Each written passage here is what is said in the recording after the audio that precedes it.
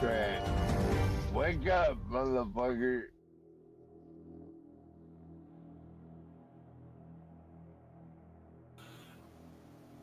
Hello.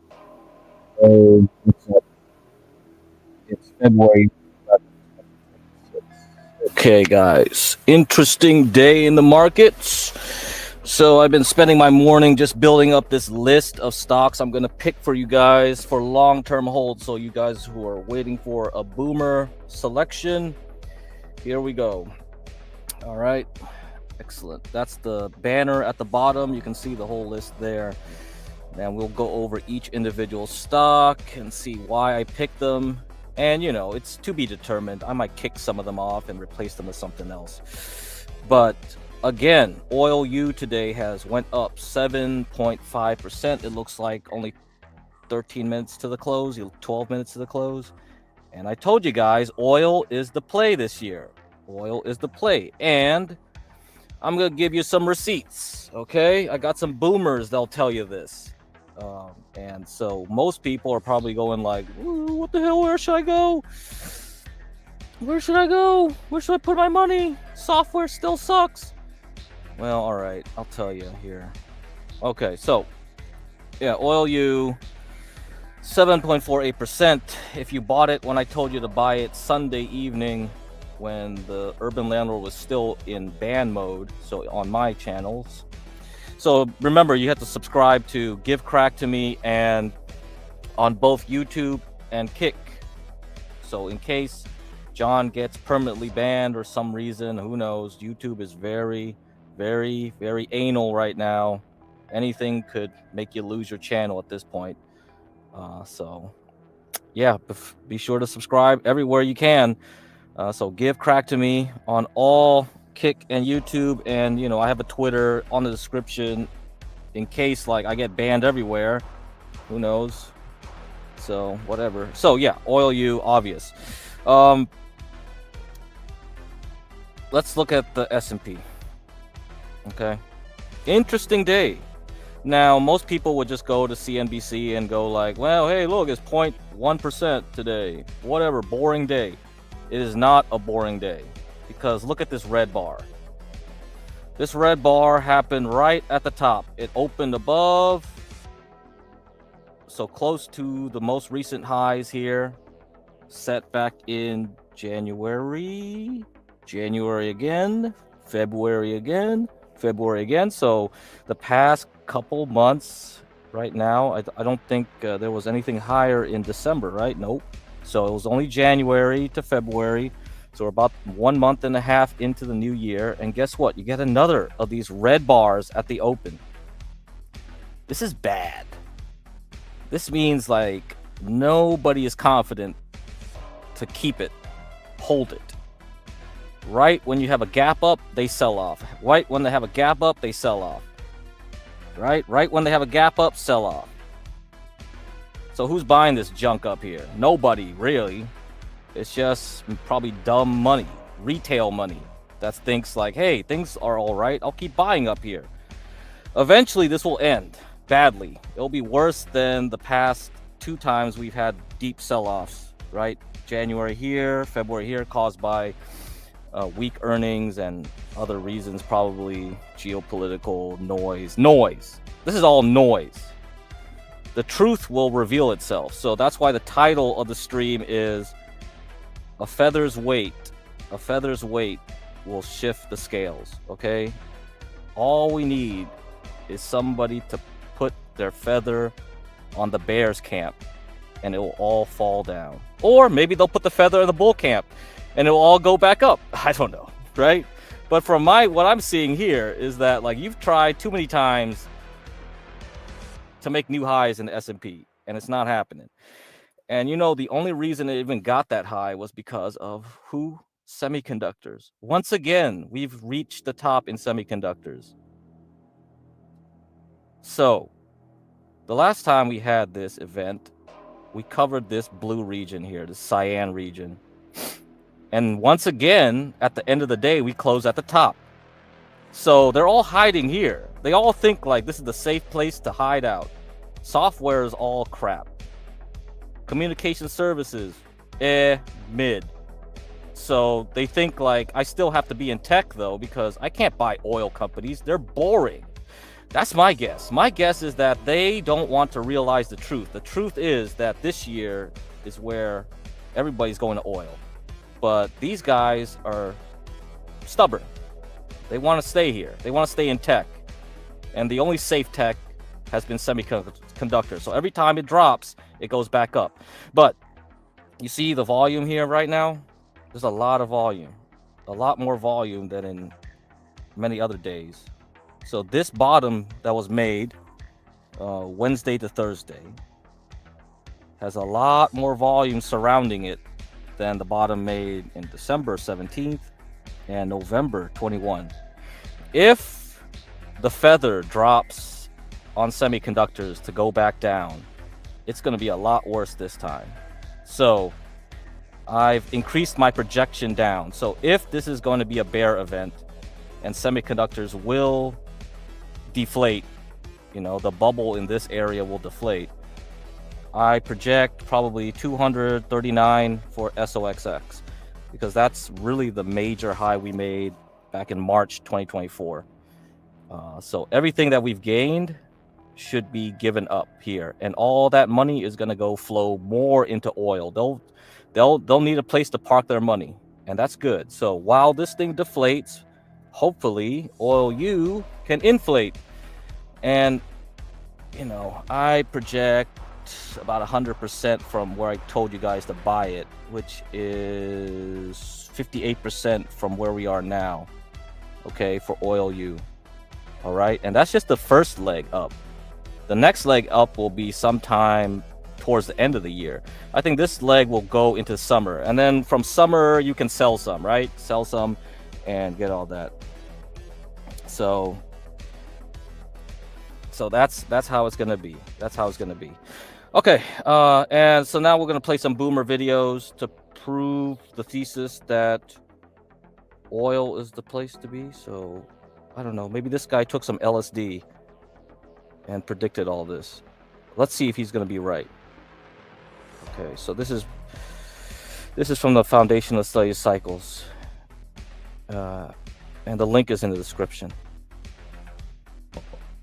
Here's the secret gold sentiment indicator. There was the very bullish sentiment back here at the... Oh, actually, no. The oil will be... I'll discuss that one in the next one. Let me cover this one first, though. This one's more important. So if you wanted to know where oil, like gold, was going to end its move, like, listen to this. Listen to this. Now, here's the secret gold sentiment indicator. There was the very bullish sentiment back here at the 2011 high. And this is a Grandmaster formula that I got off of the Great Pyramid at Cheops during the the spring equinox, during an eclipse, while listening to Led Zeppelin records played sideways. And you see it coming to a top here. So what is this? It is the UGL divided by the GLD. The UGL is the multiplier, the leveraged gold index. For every 1% gold goes up, UGL goes up 2%. The GLD is for the less adventuresome. It goes up 1%. It moves with gold. 1% for every 1% move in gold. So let's buy some gold. Okay, we're buying gold in here. Well, we have to buy gold, but I'm not that optimistic on it. So we're going to buy the GLD. So the ratio falls and falls and falls, finally hits a low.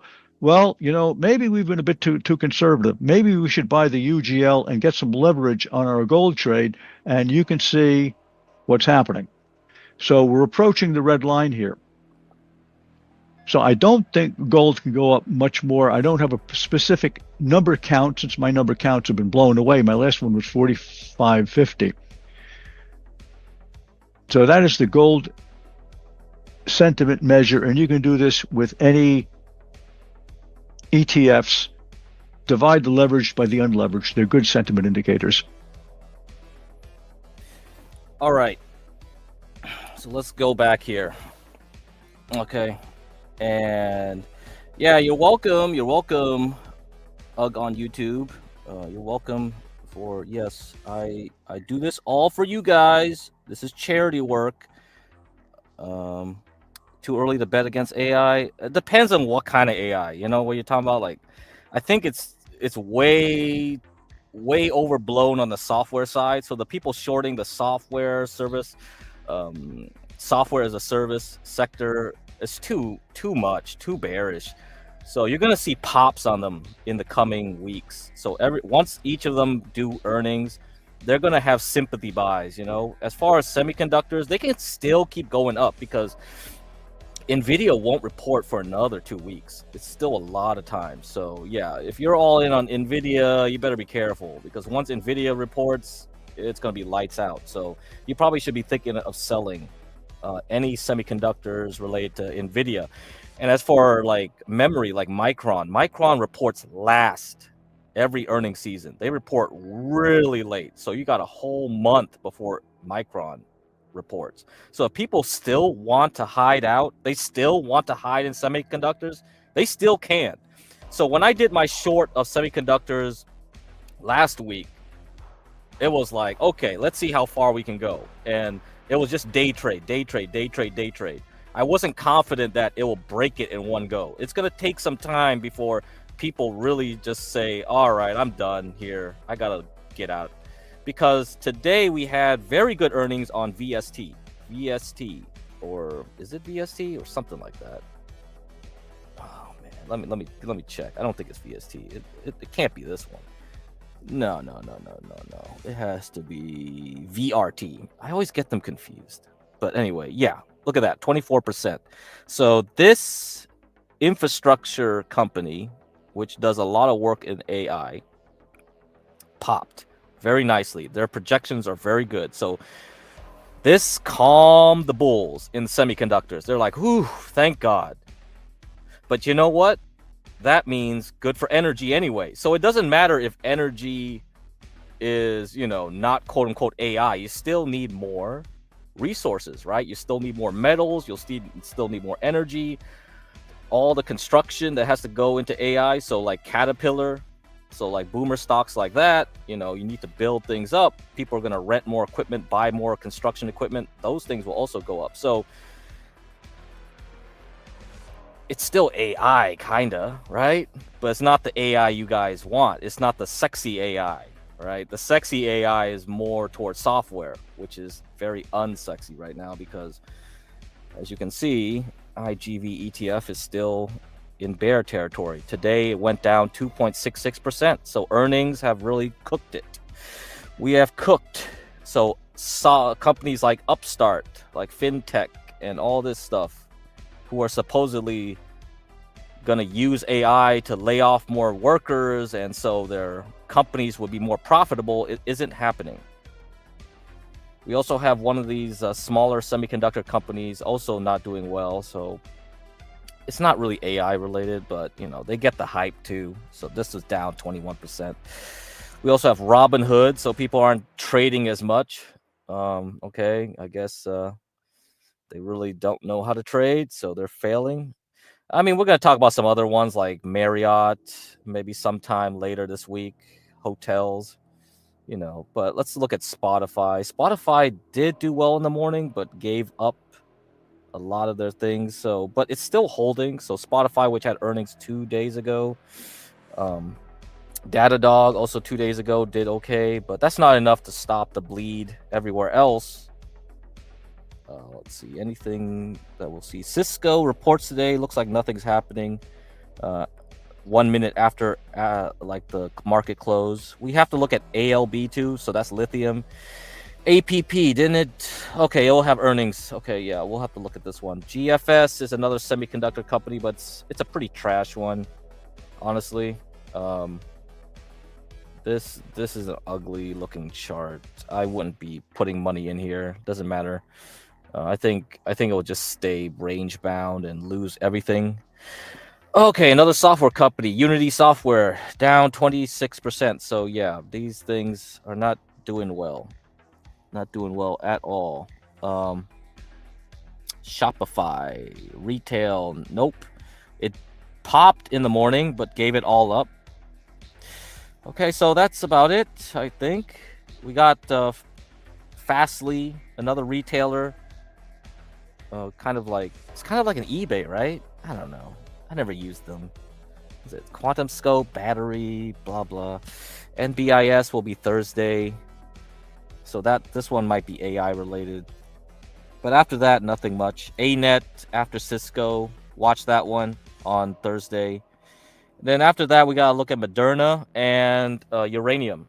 Okay, so Moderna definitely had some news today. I think it was like FDA did not approve of its flu vaccine, but it has earnings Friday's morning. So I'm curious to see if this bounces. It landed perfectly at this level of 36.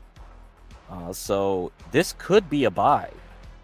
So Moderna could be a buy into Friday. But I'll wait after Friday morning to buy it. I'm not in a hurry. Advanced Auto Parts has Friday earnings too, but it was up 5% today for some reason. So usually I don't go for this one. Like O'Reilly is the one I usually go to, and AutoZone. So I'm not sure what's making this one juice up. So maybe something I should watch. And Enbridge, so natural gas pipelines, ENB. I think this one's on the list, on my main list here that's scrolling beneath here. You need to build things up to tear things down. Yep. AI is definitely something new. Oh, and the winner, chicken dinner. This small cap pipeline, gas pipeline servicing company had perfect earnings, up 33% yesterday, continued today 10%. Right up to this resistance level 14. Watch this one. So this is probably one of a couple of small cap stocks I put in the portfolio, because if you can get it back at 10 before it returns up to 14 and tries for 20 again, after it breaks out this whole area, this thing is going to shoot to the moon. Okay, so ESOA could be the stock to get for anybody here that's really into high risk small caps. So one of the high risk small caps I recommended in 2024 was TMC, and this was like over the summer, right? So it was hanging around $1, and then towards the end of the year, people would start selling off, probably for tax reasons. They're like, oh, I lost money on this stock, I'm gonna sell it for a loss, get my take a loss for the tax return purposes. And then once January hit, we started moving up, and then Trump said some things, and new board members were put it into the board of directors, and then we kept going up all the way to July of 2025, and that's when we got stuck here at 8. And then we kind of zigzag, right? Got a little bit above 8, give a little above 8, we go back down. So,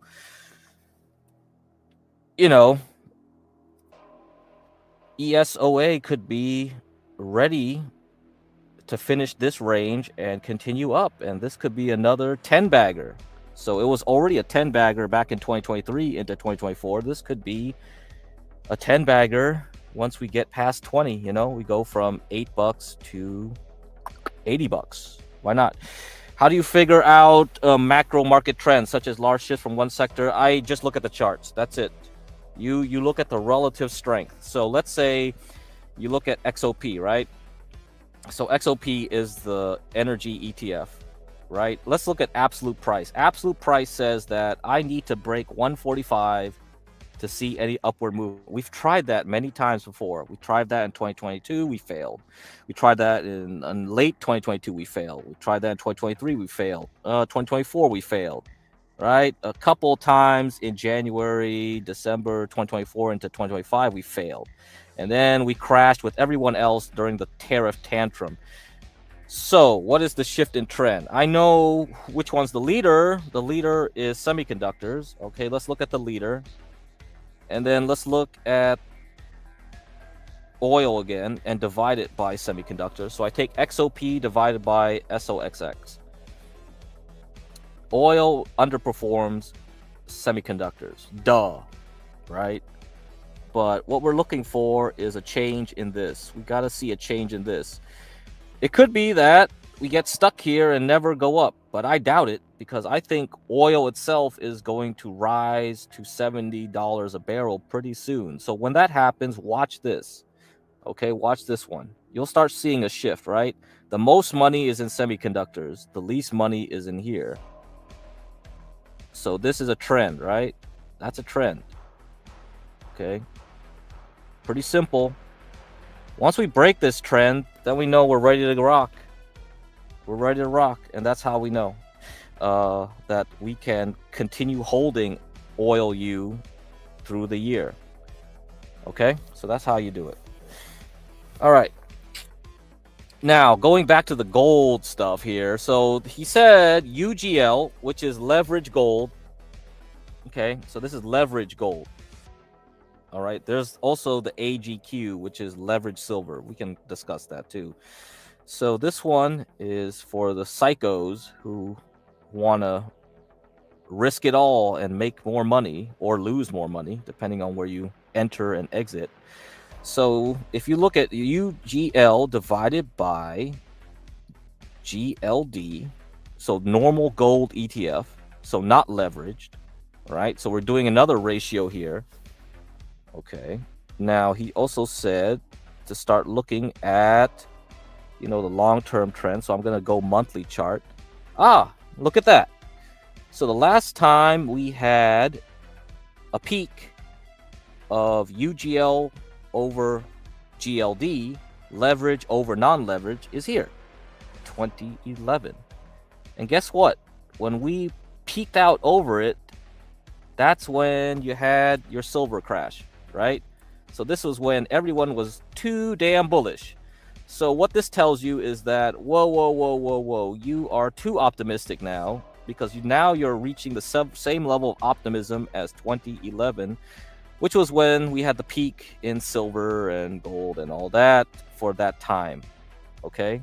Now, does it mean it'll just go red and drop right away? No, it doesn't. It just means that at least for now, we are stuck. Okay, because this is a hard thing to break. We may break it later, so stay tuned. Maybe towards the end of the year, we'll have to take many months to sort this out, but we've had a major top, so don't be too much in a rush, to get back into silver and gold right now, because you can wait. I think so. Now let's look at silver versus AGQ, right? Over SLV. So let's look at the silver one. So yeah, we haven't reached the bullishness of silver in 2011 yet. But this was quite a move, though. This definitely was quite a move. A larger move than what happened during COVID. Okay, so we're a lot more optimistic now than we were in COVID, but still not as optimistic in silver as we were in 2011. So that's a good sign. That means, yeah, silver might have a lot more to run so long as we hold it together, okay? As long as we can hold above $80 a troy ounce. Okay, so let's look at this one. I have SOXL. So I said SOXL last year was the best one, right? The best thing to be in. Okay, we're near at the top here. So let's look at SOXL divided by SOXX. So in terms of optimism, yeah, we're about the same level of optimism in semiconductors as we were in January 2018 before the crash later that year. We were also as more optimistic, in 2019 before COVID wiped everyone out before recovering. We're also seeing a lot more optimism during the 2021 bubble when the Feds kept printing out money. So that was the peak optimism. And then we had a minor optimism back in July before the yen carry trade unwind. So all these optimistic moves have happened before significant crashes. Now we're back here. So watch this ratio then. SOXL divided by SOXX. If this thing rolls over, so let's say it just gets a little bit more juiced up into NVIDIA, and then NVIDIA earnings comes out, and then it's like, what? And then Micron earnings comes out, and Broadcom and whoever else is left over to report earnings, and this thing just rolls over, then you get a run. you gotta run. Okay? So keep that in mind. All right. So that's why I wanted to bring up that boomer take there, because I think it's important before we get back into oil. Now, how about let's look at UwU? Or actually, there's not much history in UwU. I have to use a different ETF. Gush is 2x leverage. So Gush divided by XOP. How about that? Let's see. I think there was a problem. It was like the COVID crash killed this ETF. So this is not a good one to use then either. Oh, that sucks. Yeah, I can't use this as a sentiment then. Okay, let me see. Let me see if there's a leveraged oil. I know there's one. I think it's called UCO or something. ProShares Ultra. Yeah. Let me see if this one got screwed up by COVID.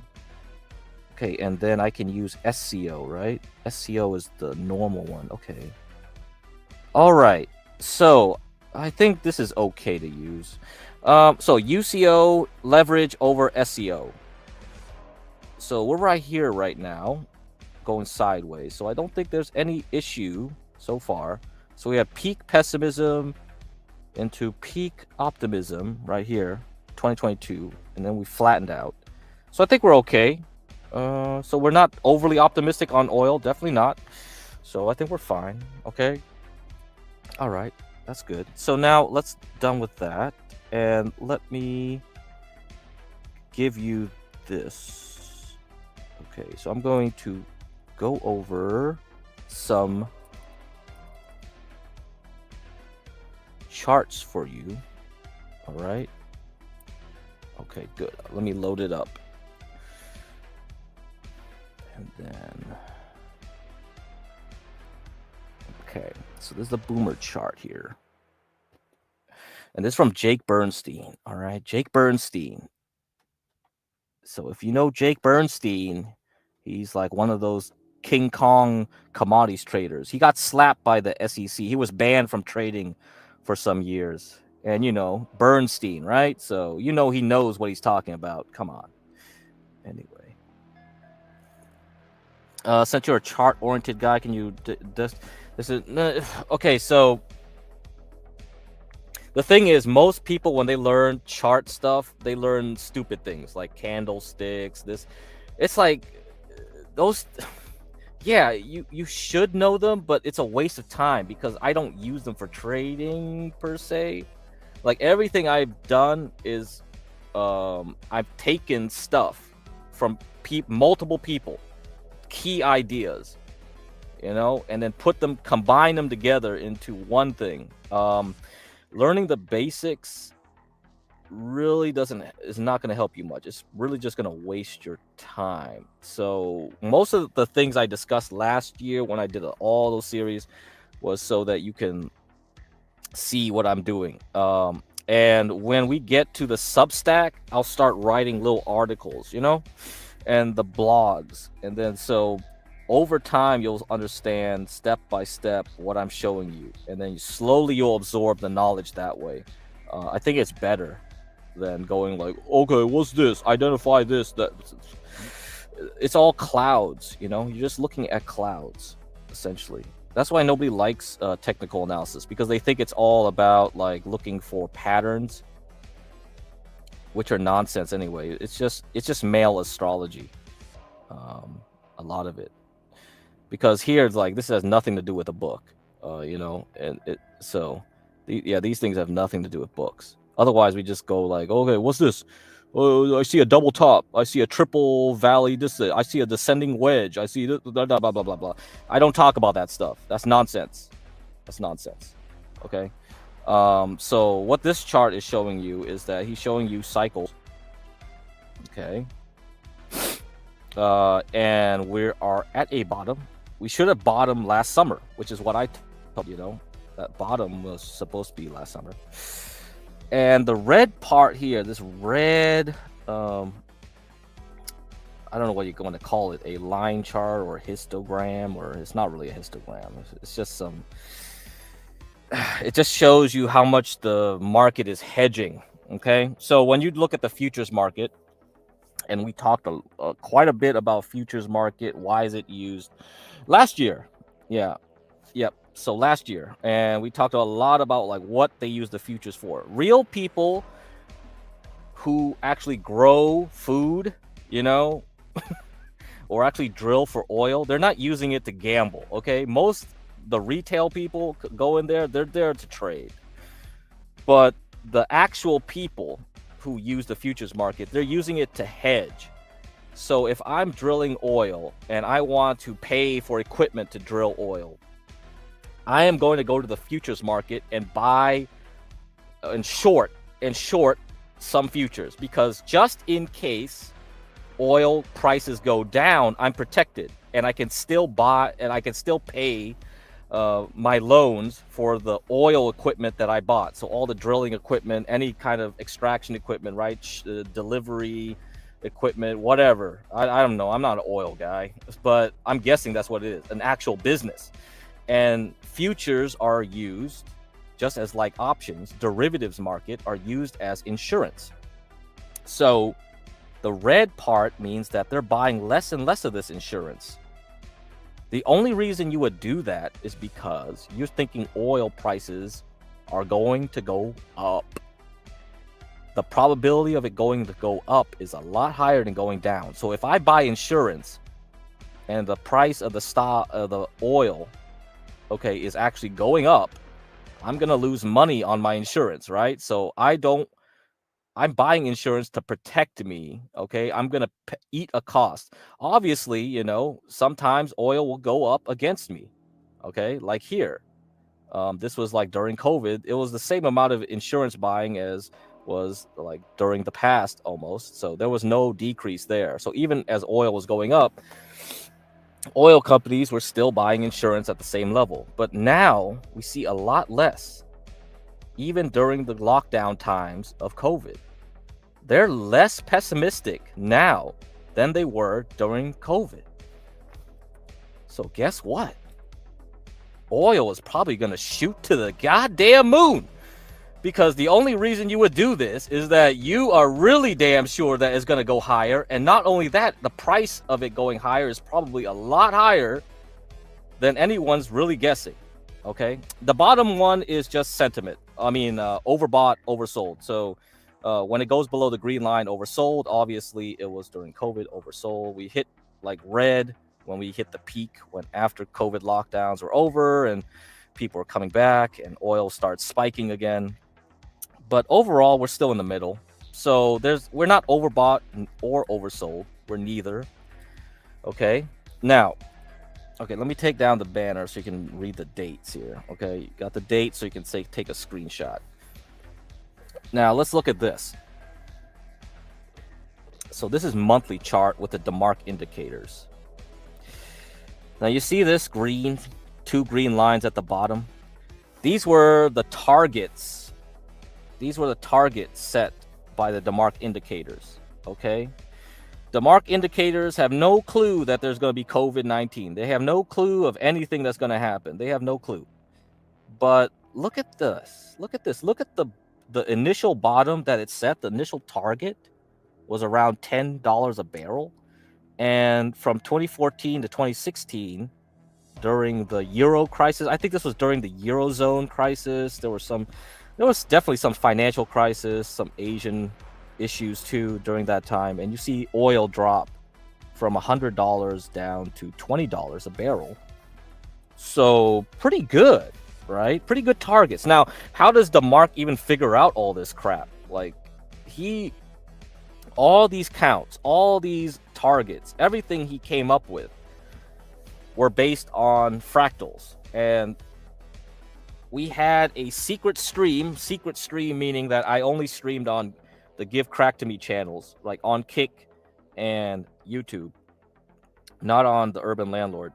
So on those two channels, I talked about fractals. So based on patterns of behavior, patterns of the market, patterns of everything, he devised methods to come up with these targets. Now look at the second target. The second target was actually around -50 or some crap, right? So negative $44.20. Now, who in their right mind would suggest that oil could go down negative? But we did go negative during COVID. We did have people trying to get out of oil because they were stuck with a bunch of barrels on ships that they couldn't offload because everything was shut down. So they were desperate to get out of oil, and they would actually pay people to take away their oil that which they couldn't store. And we actually dropped down to $30, negative $30 a barrel. It's wild to me, you know? It's wild that people out there spent all their time. You know, DeMark is like Rain Man. So Tom DeMark, if you want, you can look him up. He really is insane. Like, the guy spent all that time looking at charts, looking at Fibonacci numbers, golden ratios, this and that. And he discovered these things. And these things really work out pretty nicely, I find. But the problem is that you have to really understand how he does it, you know? And it takes a lot of time, a lot of effort. But I think once you learn it, you have a very distinct edge, because not many people are willing to spend the time learning it. There are people who do, and those people will never teach you how to use it. Okay? You have to learn it yourself, because they know if they start teaching everyone how to use this thing, then it's just too easy. Most people only know the basics. They know about the 9 count. They might know the 13 sequential. But after that, they don't know much more. Like, all this other extra stuff is not well known or taught anywhere. And DeMark trademarks everything. So he starts like slapping you with lawsuits if you start using it and telling people how to use this stuff for free. He wants a cut of it. So this is what it is, man. Anyhow, we got this thing here. We have a new target, $180 a barrel, right? This was set after COVID, and it's still there. This target still exists up till now in 2026. So are we going to go from $60 a barrel, $55 a barrel, $70 a barrel to up to $180? That's a triple move. This is crazy. That's a crazy move. And who would see it? Who would really see it? Not many. So keep that in mind. All right. Now, I do the same thing for XOP. XOP being the non-leveraged version of your UwU. So the XOP target is 257. So almost 80% for XOP. So that means, like, if we do the triple, we should get 3 times that, right? Or more even, because if it goes in a straight line, it should be more than triple this. So you can get a triple this move, right? So 3 times 80, let's say about 250%, right? Let's do that. How about that? I think, or something like that. Yeah, 250. Okay, if my math is right. And how about this XLE? XLE is a more broad ETF, so it's not only just oil and gas. It has a lot of other energy components. So it's going from 50 to 76. So we got a 50% move for XLE, and we have an 80% something move for XOP. So either way, I see good things for oil. I see good things for energy, right? These are the targets, all right, that we have. And based off of this, with Jake Bernstein, and we see less hedging in the futures market for the big traders. This is the big traders now. These ain't the little guys, okay? These are big boys.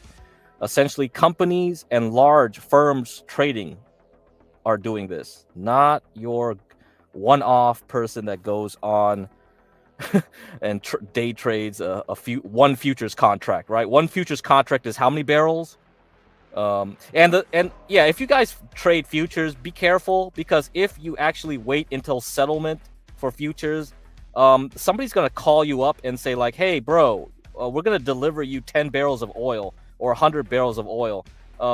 Where do you want them delivered, and when do you want them delivered? And you're gonna be in trouble.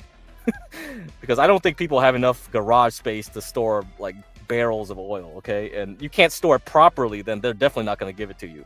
I don't think you can go to Home Depot and buy a bunch of buckets, plastic buckets, and say like, yeah, I can store my oil in that thing. Yeah, good luck. All right. So be careful with futures, please. That's not something to be trifled with if you don't know what you're doing. Yeah, anyhow. All right, that's good enough here. Okay, and here's another thing to talk about because I've already talked about this before. There would have to be a prolonged war. Could be. Could be. Could be. And that's probably what will happen because human nature is very repeatable. Everybody's in a cycle. There's a war cycle, 100 years, 80 years to 100 years war cycle. So, yeah, so could be happening. Gold's message for crude oil. Okay, so this is an old article. I already mentioned this a year ago. Basically, when gold up 19.8 months forward, you can predict the price of oil. Okay, so let's get back to the chart and let me bring that up. And then once we get that, I'll show you that, and I'll play another video for you guys. Okay.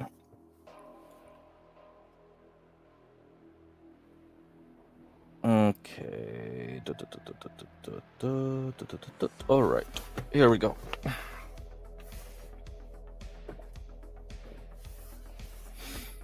Okay. So I did the homework for you. So I shift out gold. Gold's here. And here's oil. Now, the initial up move should have been during 2024. We only went sideways. We kind of went up into the New Year's of 2025, and then we just gave it all up. So no go. There was no go there. Now, here, right, into 2025, you see, like, we're supposed to go sideways up until November. All right. So from here to here, November 2025. So from January 2025 to November, we went sideways. We kind of roughly went sideways, but mostly still down, right? But now we've been creeping up. We've been creeping up since November. And December, January have been good months for oil so far. Okay, so can this continue? Because the real move up is going to start later in 2026, going into 2027. And then you see we could be going into 2028 with a big push up. Right? There you go. So this is where you're going to be. This is where you're going to be. So somewhere along the river, we are starting to go up late 2026 into 2027 and possibly 2028. This thing will go up.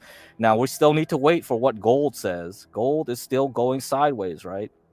So if gold holds, then we should be nice. But if gold pops, then I guess something's up because gold leads. And there's another thing to notice. Okay, a lot of people always say like, well, we have inflation. Why isn't gold going up at this time? So during COVID-19, inflation was going up, okay, in 2021, but gold was not going up. Why? Because most of the people that bought gold for 2021 bought it in 2022. There was nobody left to buy. Okay, so everybody hiding out in gold already bought it at the low during the March-April move, and nobody else was interested at that point. They were buying, but they weren't buying to the quantities that we see now. Now we see a lot more buying, right? We see a lot more of that buying, and that means that this is a predictor of the future. So if this is a predictor of oil, it also means it's a predictor of something else. I'm guessing there's going to be either inflation or war, because why would you buy that much gold ahead of time? So it's most likely we will go sideways because everyone who wanted to buy gold already was in gold in 2024 through 2025. I told a lot of people to buy gold and silver during the 2024 season because I was like, well, structurally, it should start going up sometime in the next several years. But, you know, at that time, people were like, that's boring. Buy Bitcoin. So nobody listened to me then. So whatever. All right. Anything else? No, we're done. We're done here, I think. Okay. Let's play another video.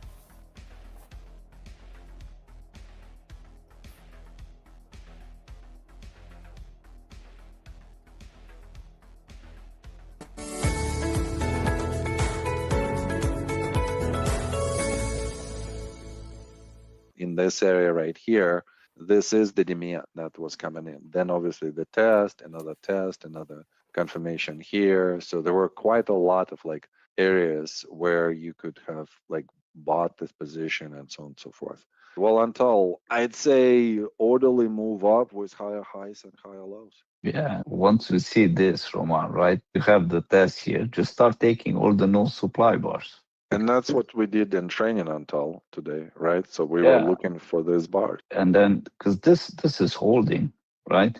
And then look at the volatility. Look at the spreads, how they diminishing, the down spreads. And selling is diminishing, right? This is an analog to this, Same idea. The 3 bars down. Yeah. Yeah. the higher level, like in the middle.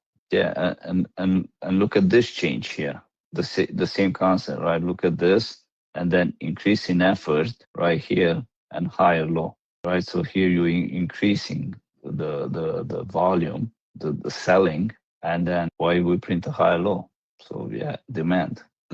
This bar confirms it on the ease. Yeah. All right, so those are the Wyckoff guys. So once you get to the advanced level of chart reading, you are going to be at that point. Okay, so we have to get there. Yo, what's up, 12th man? What's up? And this is where the things have to be. You know, you're gonna have to learn the basics first. So I think the first thing is to learn the philosophy of things. So this was the picture I had for my thumbnail. You know, you have bulls on one side, bears on the other. What you should really think about is that, like, you have buyers and you have sellers. And when you are at a point where they are in agreement, everything is equal and you start going sideways. Okay. And at one point, something will happen. Something will shift the attitudes of both sides. And they will have what is called a feathers drop on it. Okay. So let me try to get this quote. I gotta go find this quote.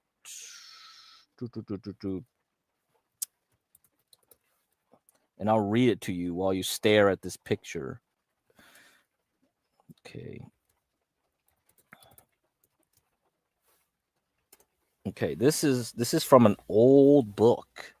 Okay, an old book, but it's repeated in David Weiss's book, Trades About to Happen. I talked about that book in a couple of streams already. And I don't recommend you read that book per se because it's pretty dry. You're probably going to get bored. The only thing that's important was that you understand that there is something called effort you put into something and the result that happens afterwards. So there's effort and result. Okay, so let me find the quote. Okay, here we are. So let me read to you the quote. You need a secretary. Yeah, I mean, I need someone to do work, right? This is bitch work, man. This is like a lot of work to do this stuff. You got to start your own company at that point. Yeah, it's a lot of things, and I'm really lazy about keeping schedules for this and that, so it's tough, you know. But I'm going to try. The first step is making the Boomer ETF. So for you guys, so that's the first step, and then from there we will move forward and start making these things work out. Okay, let's find this here. The quote. So this is from Wyckoff, all right, and he used a nom de plume. All right, he used a nom de plume. It was not Wyckoff. I think it was called Rollo tape.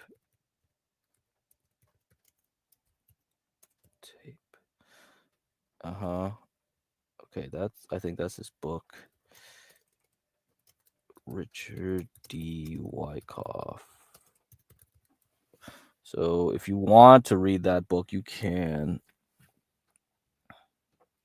So yeah, so his nom de plume was Rollo tape.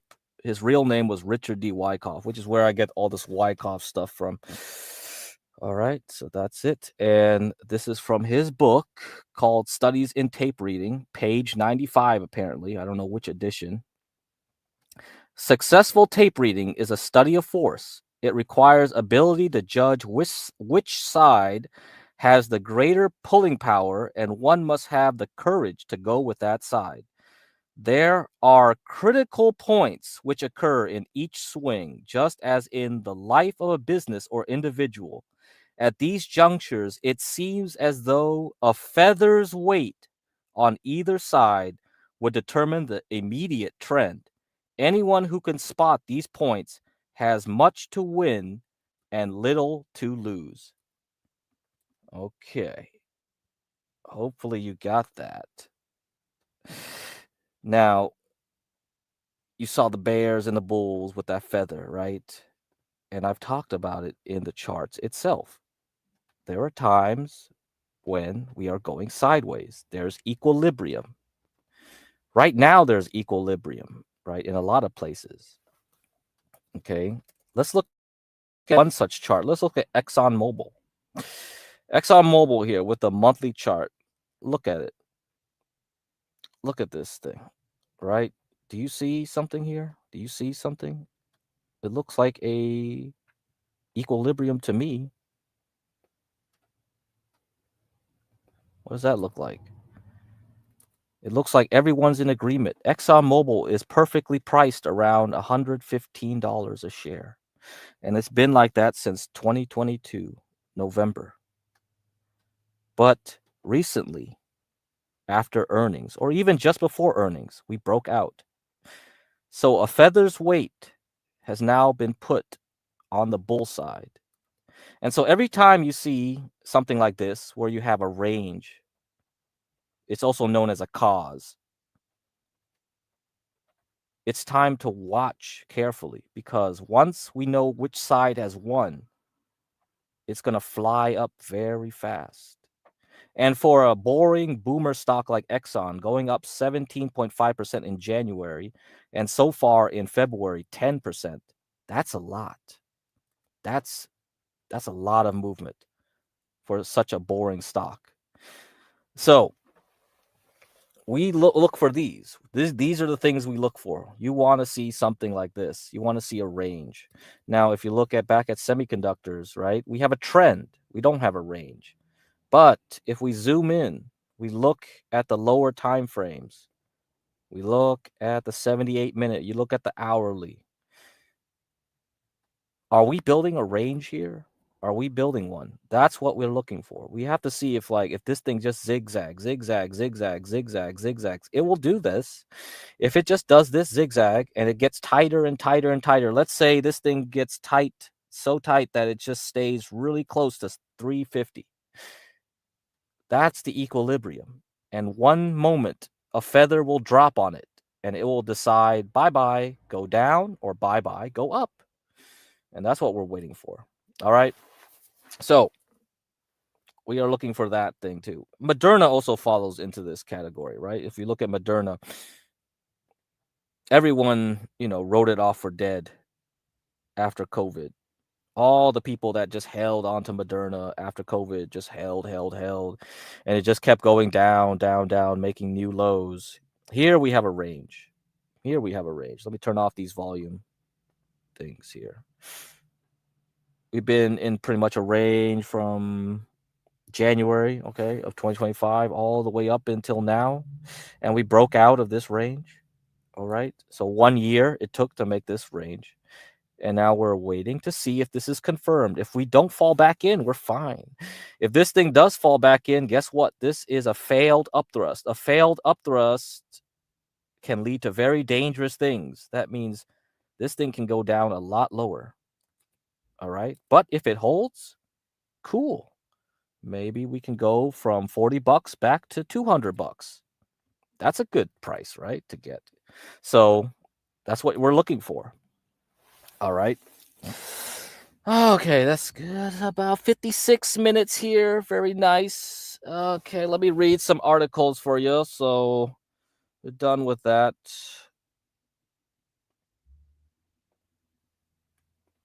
Okay, and then let's see if I can I'll discuss some of the boomer stocks after I'm done reading those articles.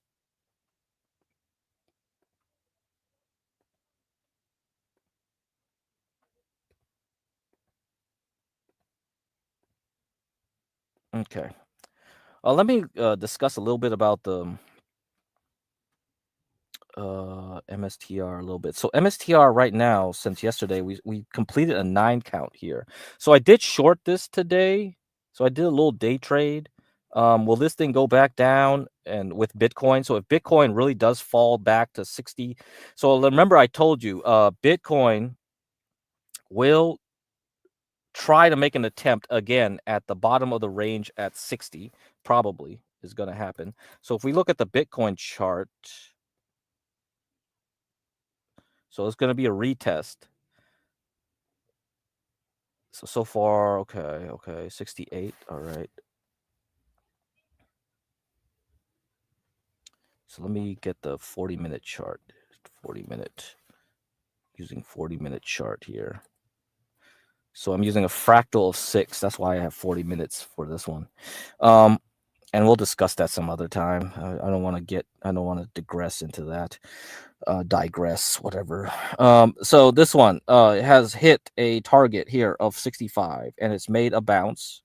It's going to complete an upswing to 9 probably overnight. Now, if it fails to hold 69 and rolls back over, okay, into Thursday, Friday, then expect that drop to go into the 3-day weekend at 60.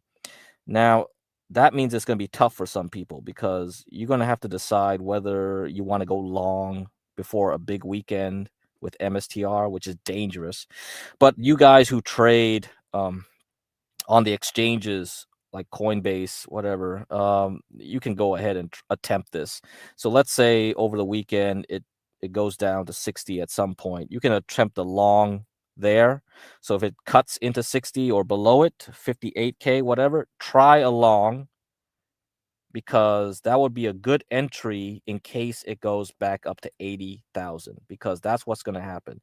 If it bounces again from the bottom of that range at 60 or lower, it makes a high volume bounce, just like it did back in February 5th last week, then that will be a good place to attempt one, because yeah, the target is an 80. We still have that target potential. So going from 60 to 80, and you can, if you're trading crypto, you can leverage it up and you can make a bunch of money, I guess, over the 3-day weekend if you're bored, right? I probably cannot do crap with it because I can only go long and short with MSTR. I am not willing to gamble over a 3-day weekend without being able to trade MSTR, so I can't do that. But whoever wants to try that, you can try that, because I think that's really there's a good shot that will happen. All right. And we have like Chinese New Year's for the whole week. So the Chinese market is closed. So there's probably going to be a lot of people bored over a whole week over in Asia. And, even though crypto is technically banned there, crypto mining, of course, they'll still trade. They'll go to the Hong Kong exchanges and trade crypto because Hong Kong does not close the whole week. And, there's other ways to trade. I'm sure people know how to do that in China. So this one has a 1 count starting. We completed a 9 and 13. So in our 240-minute chart, we also have a 80. So both 40 and 240 agree that 80K is the next target if this holds. All right. So this is what you're going to have to hopefully see. Now, it could just go up here. It could, right? It could recover into tomorrow and it'll be fine. But in case it doesn't, and it makes another leg down, another 1, 2, 3, 4, 5, 6, 7, 8, 9 into Friday, Saturday, and then on Sunday it bounces, okay, then that's where I would just suggest that you want to go long if that's what you want to do for a trade. So if you're bored, that's what I recommend to do. All right, let's read some articles. All right. BASF and Corteva. So we're talking about seeds and what? Pesticides, right? Yeah. So BASF, the large German chemical company, and Corteva, one of the large agribusiness companies, signal a new era of restructuring in global agribusiness, written January 15th of this year. Change has become the defining constant for global agribusiness. particularly among the industry's largest and most influential companies. That was a central theme in a recent episode of the Agribusiness Global Report, where Bob Trogele, oh my God, what is this? Bob Trogele, the CEO of Pro Ag Invest, joined the program to unpack why restructuring, divestments, and potential spinouts are accelerating and what it all means for agriculture moving forward. Trogele, who brings more than 35 years of leadership experience across the agribusiness sector, framed today's environment as the result of converging macroeconomic, regulatory, and geopolitical pressures. Since COVID, over the last 5 years, changes are constant, he said. That's what we should expect as the industry adapts to a new macro environment for agriculture and a shifting business climate, depending on the country. One of the clearest examples of this transformation is BASF, long known for its fully integrated chemical and agricultural operations. BASF has begun reassessing that strategy. According to Trogele, the company's German base has created mounting challenges, particularly around regulation and energy costs. Regulation and energy are the two main issues, he explained. Energy prices have gone through the roof, and the costs have gone through the roof. Europe's climate policies and Germany's historical reliance on Russian gas and oil have compounded the situation, forcing BASF to make difficult decisions. As a result, the company has been divesting some assets and is now exploring initial public offering for its agricultural business. That places the ag unit into a separate company where BASF will remain an investor but will also attract other investors to come in.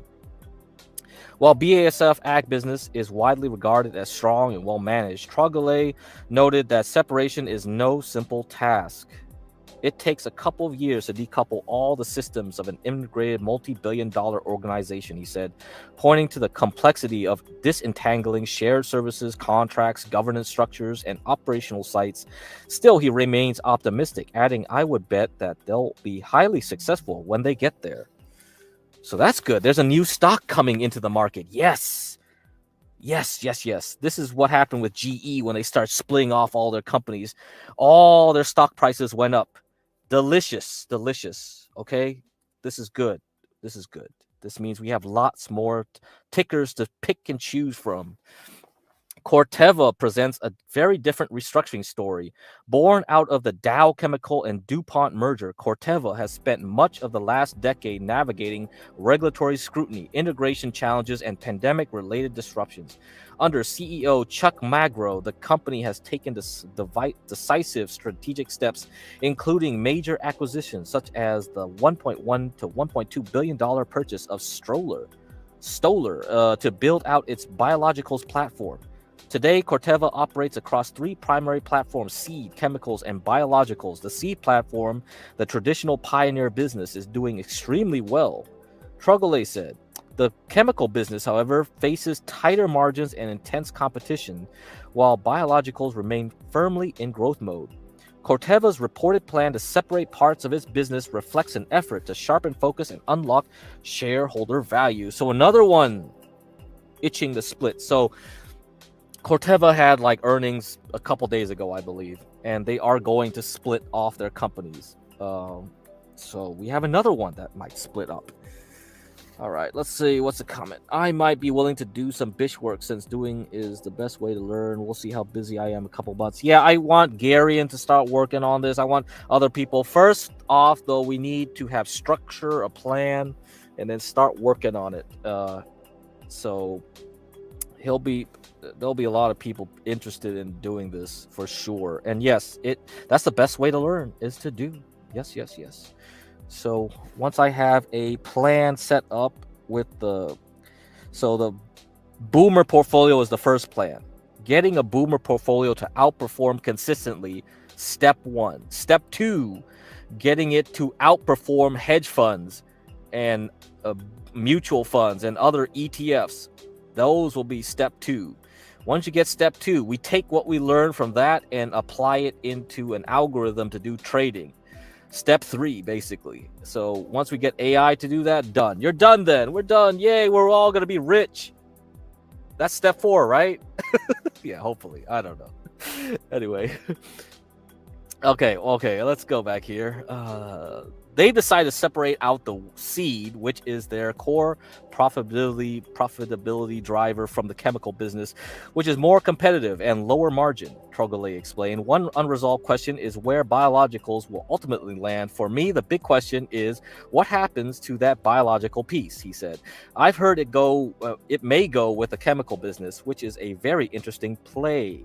From a grower's perspective, these changes raise important considerations. Farmers increasingly want integrated solutions that combine seed, chemicals, and nutritionals and biologicals. Growers are looking for more integrated solutions. So that's why Monsanto got bought up by Bayer and all this stuff. So there's a lot of people that are going into these multi-corporations, multinational corporations to do seeds and pesticides, all kinds of stuff. Right, this is big business, okay? You got to feed those billions of mouths. You got to feed that third world, baby. They want a full offering brought to them. Corteva, he noted, has historically excelled at delivering strong technology across all those areas. They're giving some of that up to extract shareholder value. Zooming out, Trogelay sees these moves as part of a broader trend among top-tier agribusiness. Whether through IPOs, spin-outs, or portfolio reshaping, companies are seeking greater flexibility, access to capital, and stronger returns for investors. This is a trend by the bigger companies to attract more shareholders, raise capital in the future, and build shareholder value. As global agriculture continues to adapt to economic uncertainty, regulatory pressure, and evolving grower needs, the strategies of industry leaders like BASF and Corteva may offer a preview of what's ahead. For Trogelay, the one thing is clear: change isn't slowing down, it's becoming the new normal. All right. Let's go, baby. Let's go. All right. One other article here, which is funny. I think this was a funny one. Chipotle CEO is telling people, hey, you brokies need to make 100,000 if you want to eat our overpriced burritos. So restaurant chain to raise prices, lean into customers who make at least 100,000. A national restaurant chain is planning to raise prices after its CEO said he wants to lean into customers who make at least $100,000 a year. Chipotle Mexican Grill's interim CEO Scott Boatwright said during an earnings call last week that the company wants to increase foot traffic and revenue by focusing on a higher earning demographic, according to Business Insider. What we've learned is the guest skews younger, a little higher income, is typically a digital native, and that their grounded purpose aligns with our North Star as a brand around clean food, clean ingredients, high protein, Boatwright said. We are the way they want to eat, and we're going to lean into that in the most meaningful way. We learned that 60% of our core users are over $100,000 a year in income, in average household income. That gives us confidence that we can lean into that group in a more meaningful way to really drive meaningful transaction performance in the year. The median household income in the U.S. was $83,730 in 2024, according to the U.S. Census Bureau. The median annual income for an individual full-time worker was $62,608 in 2025, according to the U.S. Bureau of Labor Statistics. The New York Post reports Chipotle Chief Financial Officer Adam Reimer said during the same call that menu prices will increase 1% to 2% in the coming year. A rep for Chipotle said the price hike was separate from Boatwright's comment on higher income customers, according to Fox Business. Damn it, brokies! Get richer so you can overpay for our burritos. Come on. Oh, man. I haven't been to a Chipotle in a long ass time. I used to eat that a lot when I was I don't think Chipotle was when I was in high school. No, they're definitely not. So it must have been like later in college, so probably grad school. I started eating there a lot for convenience sake. Because yeah, if you live in a college town or then you go to work and you just live on an office campus, there's not many choices. So unless you pack your own lunch, yeah, that's where I would eat. So because they used to dump a ton of meat into like your bowl, so you could just order the damn bowl and they would just dump a ton of meat. I bet you they don't do it now. I bet you they're told by their managers, yo, stop putting so much meat into that bowl, all right? Yeah, probably. So it's probably not a good deal, but before it was a good deal. Yeah, it was pretty. So even though it was for sure overpriced, you could go to any taco truck. Like when I lived in like the city, right? So San Francisco is easy. You just go anywhere. You had taco trucks. You got like any taqueria was available. They were open at all hours. You could go in the morning. You could get any fucking taco you wanted, right off the bat. But yeah, depending on the location, that wasn't possible. Probably nowadays there's a lot more taco trucks that drive to offices, so they'll actually go and seek out big office centers to just park their truck. They'll just tell the manager, hey, yo, can I park my truck here for lunch? I'll pay you a little bit, and most small companies are cool with that. I don't know if a big company like Google or Microsoft are cool with that kind of shit happening. But definitely small company. I used to work in small companies. They would invite taco trucks, like any kind of food truck to come through. Yeah. So, and sometimes they would pay for everyone's lunch too, if the CEO was feeling generous. If we were doing good that year, oh yeah, it was a good year for us. Yeah, they would just treat us. Yeah, here's an ice cream truck, taco truck, whatever. So yeah, ate that at school. I think it was always a popular thing at school, but it's overpriced, Anyway, you can read the rest of this thing yourself in the link. So this is the boomer ETF I'm building. All right. So we're getting some here. I also added this one, 2 risky stocks. Today, this thing went up like 30%. I don't know why. It must have been some news. Holy crap, dude. Yeah, almost 30%, 26 something. Oh my god. So this is great. We got some good ones here to pick out. So I am going to go through how I come up with this thing, and that will be in my Substack. Okay, and I'll go through each one and show why I picked that. But for now, you can just take a screenshot here. Okay, just take your screenshot. So I'm going to do a year-to-date gain right now, and just take your screenshot. You have the size of the company, market cap to your right.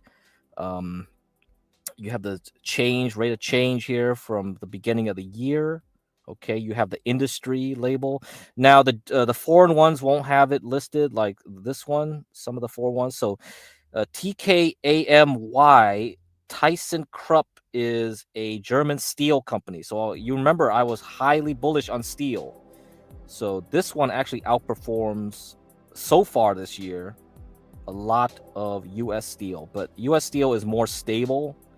Okay, so the charts look more stable, like Nucor, NUE, and what's the other one? Steel Dynamics, STLD.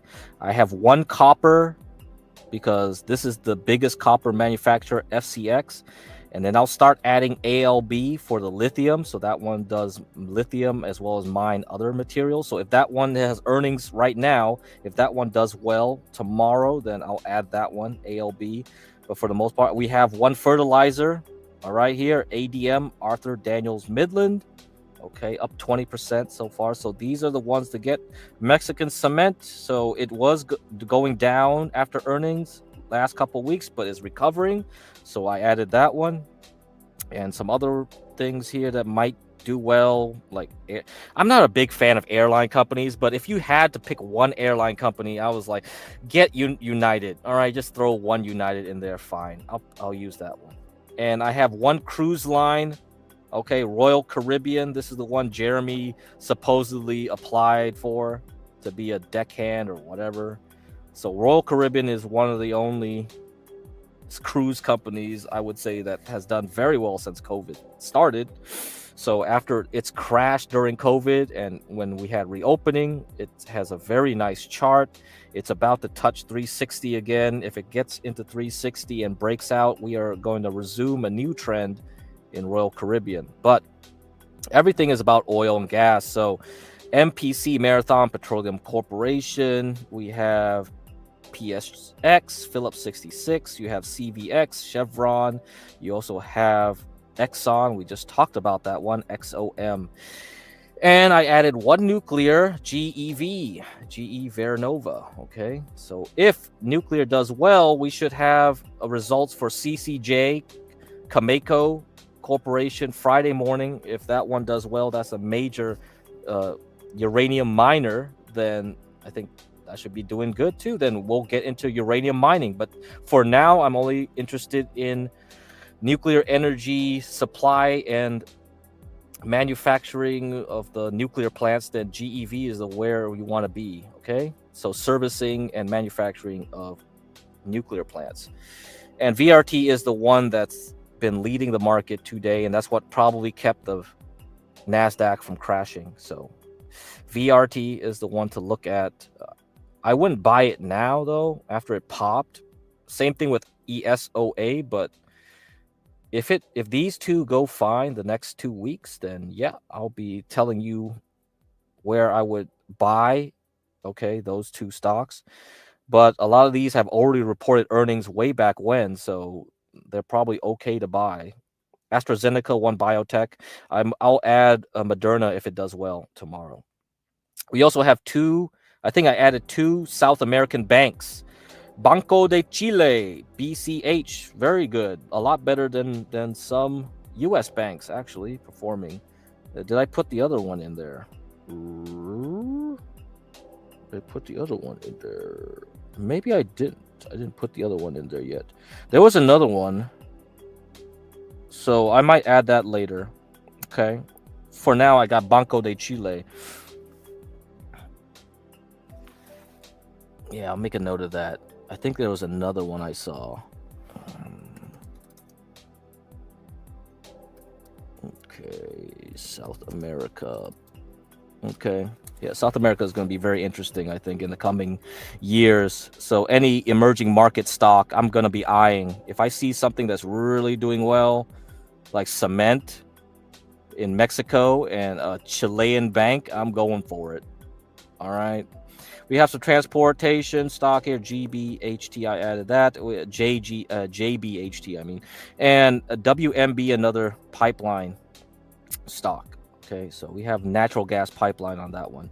And then we have solar batteries, solar cell infrastructure, so with batteries. So lithium ion batteries will be important no matter what, I guess. So I think if ENPH actually holds, then yeah, this one will be a good one to hold as well. So this is a mid-cap stock, I believe. Yeah, mid-cap. Okay, so we'll go over these one by one later. And with the stock charts, yeah, you can watch them like this. So I can quickly just go through, like, this is how the boomers do it. They just go every weekend. They just pull up charts and start staring at them like this. They go like, oh, okay, was this one good? Yeah, sure. Buy.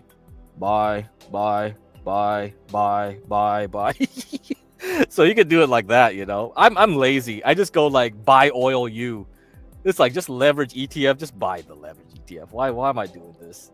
But let's go. If I don't want to cheat, then that's how I'll do it. And then we have the candle glance. You can do this. So this is a quicker way of looking at all of them pretty quickly. So that's why I use stock charts. It has these nice little features you have here. So yeah. Otherwise, I wouldn't use it. It's only like $150 a year to subscribe, so I don't care. $150 is nothing. Anyhow, let's look at the relative rotation graph. Okay, so that's a relative rotation graph, and this thing tells you the relative strength compared to the S&P 500. And what I told you is when you use this thing, you want to look at the right-hand side. So this thing should be cycling around the right-hand side. So you should see swirling here, but you should see it try to stay in the right-hand side, okay? If it starts just rotating around the whole thing, no, that's no good. All right, so let's look at one example here. Let's look at Aher. I don't know how to pronounce this one. I never figured out how to pronounce this company. Aher. I never listened to an earnings call for this guy either, so I don't know. you can see it's trying to stay on the right-hand side so far the past several months. So does that mean it's going to break out? Does that mean it's going to break out? I don't know. I'm going to keep it in mind. Let's look at the aluminum one, you see. So it got to the right-hand side. It's curving around. Is this going to stay in the right-hand side? We'll see. We'll keep an eye on this one too. Let's see what other ones we have. Cement definitely is trying to keep in the right-hand side. So you see this? When you see this, this is what you want to see. This means there's a trend. That means this is good. This is a good stock to buy because it's stable. You see that? Over the long term. So that's why it's on the list. Now look at United Airlines. It's trying to stay on the right-hand side, but I'm skeptical. I think it's going to fall out of it. How about GEV? So yeah, for the most part, it is trying to stay on the right-hand side. So that one's good. So this is another way to pick stocks. Okay, you look at the performance, you look at that. So there are many things you have to look at, many facets, and that's how I construct my portfolio. So I lay it out step by step. Do this step, do this step, do this step, do this step. If I set this out, I tell AI to do the same thing. Then I let AI do this thing for me. Then I don't need to do this anymore. Right? There we go. Yeah, you did notice that, huh? It looks like a phase space diagram in physics. Yeah, it does. It does. You know, there in electrical engineering they have those Smith charts too, right? yeah. It's so I don't know if you want to say this is a vector. It is like, oh, okay. There's I don't want to go too deeply into that. But the guy who made this system is called. He's named Julius de Kempenaar, and you could probably think of it like that. Yeah, maybe there's a lot of similarities to this thing. Here's the oil pipeline. So this one, no. You see, I mean, not the oil and natural gas pipeline. You see this one, no. You see, it's not really there yet. All right, so there's a lot of these ones that we have to reconsider probably down the line if we want to keep them in the list or not. So let me get back to the summary.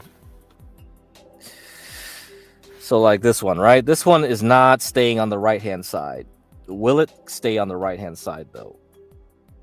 So first off, let's look at a long term.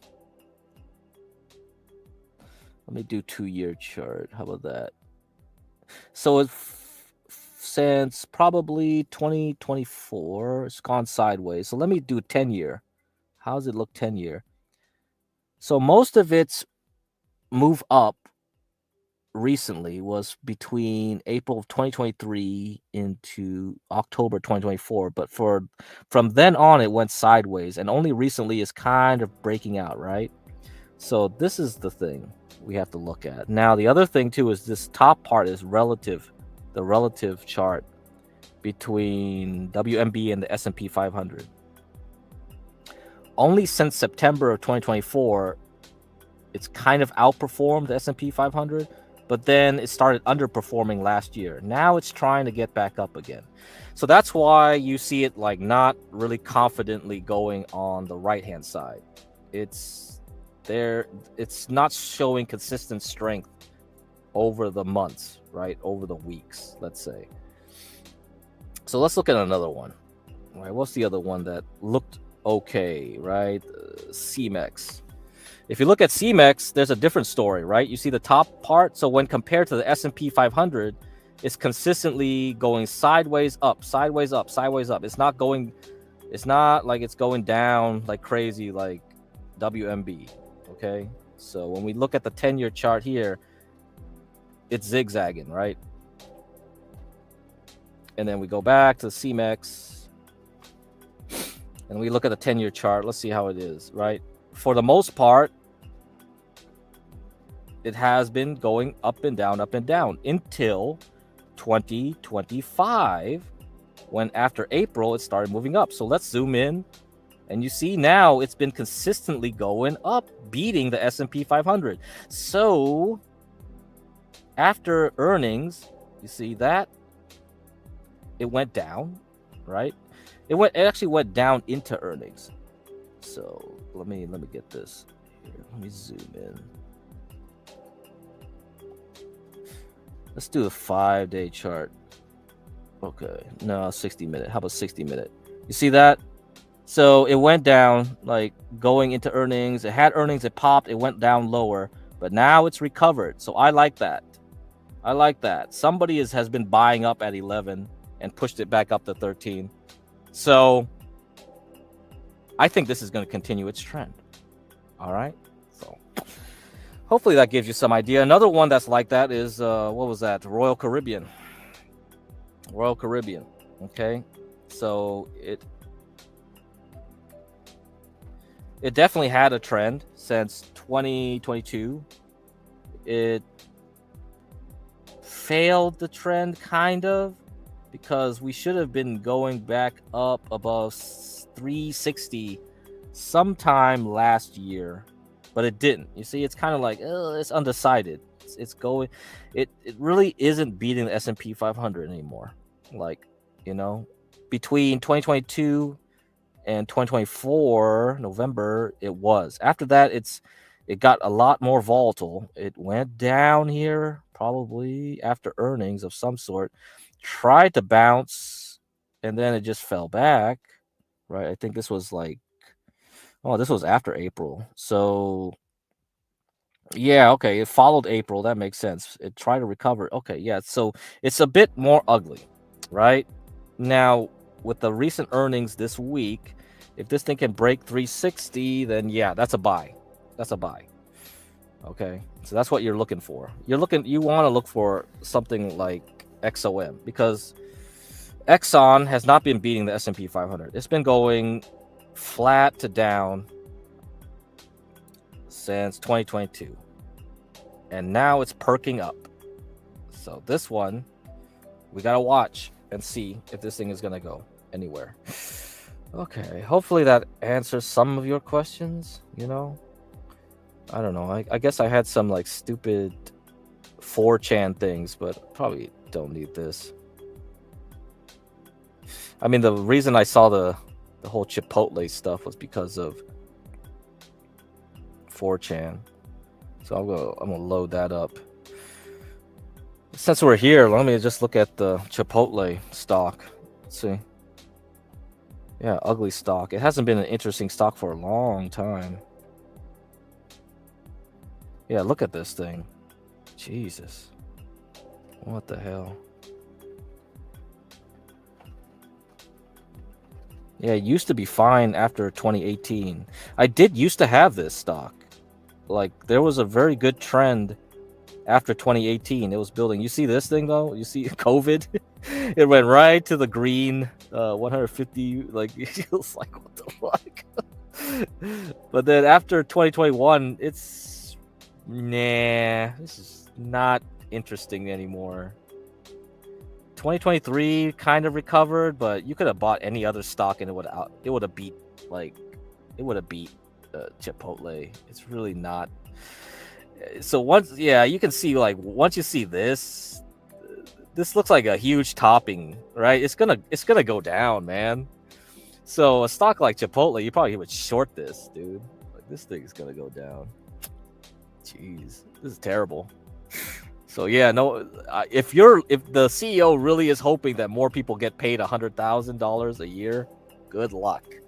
Good luck. I don't think that's happening, bro. I saw some recent tweets about like small companies doing less hiring. There's some layoffs happening everywhere.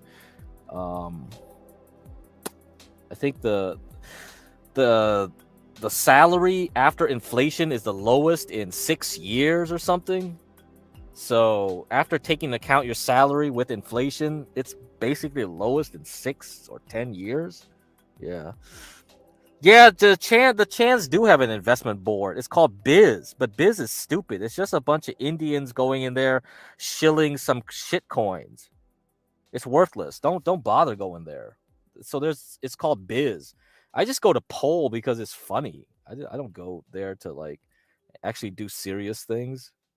I just go there just to see how stupid everyone is. So it's like, yeah, the working class are being priced out of the burrito bowl market. This is funny. And then, yeah, what the fuck? Yeah, let's see. How does this even work? The economic conditions in America right now can't sustain $40 burritos. Like, look at this. Married and own a home by 30 years old in America. In 1950, 50%. 1960, 52%. 1970, 48%. 1980, 45%. 1990, 43%. 2000, 35%. 2010, 25%. 2025, 12%. Incredible. Yeah, I mean, yeah. Most of 4chan now is just like reposting shit you see on Twitter. It's really pointless. Sometimes there's some funny stuff that people say. What, 39 euro chili burrito? What the hell? Is this what you guys eat in Germany? 39 euros? Oh, man. Burrito meat, chili con carne, Fulung, 40 Struck, 3.2 kilograms a carton. Oh, man. What is this shit? God. Yeah, there's some stuff, man. Oh, is this the Taco Bell CEO?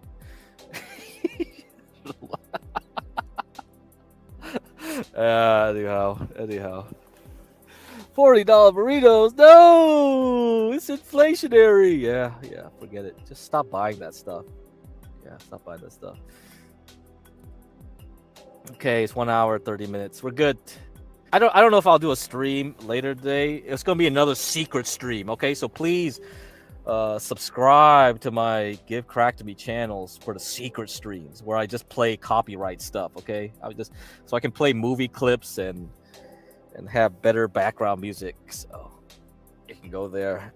I'll just do that, and I'll start talking about some Boit stuff. So I did make an appearance on Napstar's panel yesterday. So we were talking about Boit and how to model Boit, and maybe I'll talk about how we can use fractals to predict when the Thorps are going to do this or when Dalmatian is going to do that. Blah blah blah. You know, so things of that nature I think are fascinating.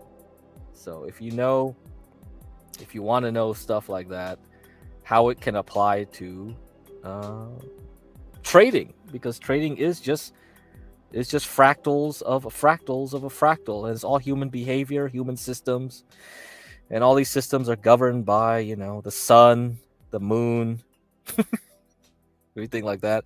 Also, subscribe to Be Better Network. That's where Universal Jones is putting up his Boit series. So I'll see you there if I do a late night stream today. Otherwise, I'll see you tomorrow. I don't know what's gonna happen. Are we gonna crash? Are we gonna pump? Yeah, we'll see. Let me get the Cisco chart.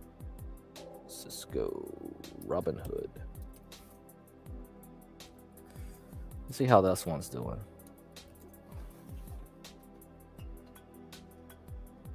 Oh my God, it's crashing 7%. Is it pulling the semiconductors down with it? Nope. Ignoring it. So, guess nothing. Whatever. Everyone's still happy in semiconductor land then.